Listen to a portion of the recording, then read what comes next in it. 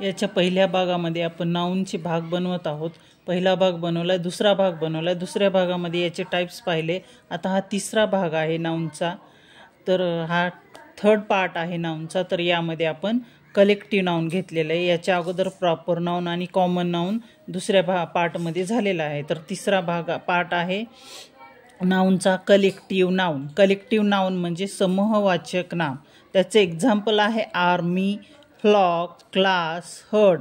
म्हणजे काय, आर्मीमध्ये काय असतो, समूह असतो। फ्लॉक म्हणजे काय, कळप आहे। क्लासमध्ये पण खूप मोठा विद्यार्थ्यांचा, स्टुडंटचा समूह असतो। हर्ड म्हणजे कळप आहे, हरणांचा।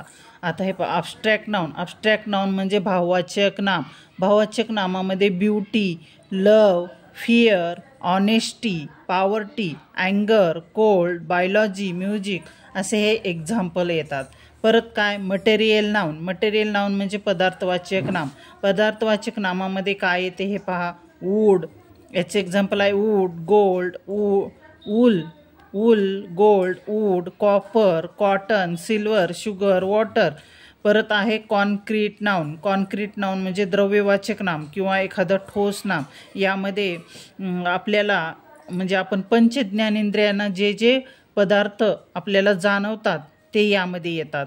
जसे की आपल्याला हाताने स्टोन जाणवतो, स्टिक, बोर्ड, स्काय आपल्याला डोळ्याने जाणवतो, स्मेलने आपल्याला काय जाणवतो, एखाद्या फुलाचा सुगंध जाणवतो, हाताने स्पर्शाने काय जाणवते हे पहा, पेन जाणवते स्पर्शाने आपल्याला हाताने। परत काय, आणखी कोणतं राहिलं, कानाने काय जाणवतं आपल्याला, आवाज, म्युझिक।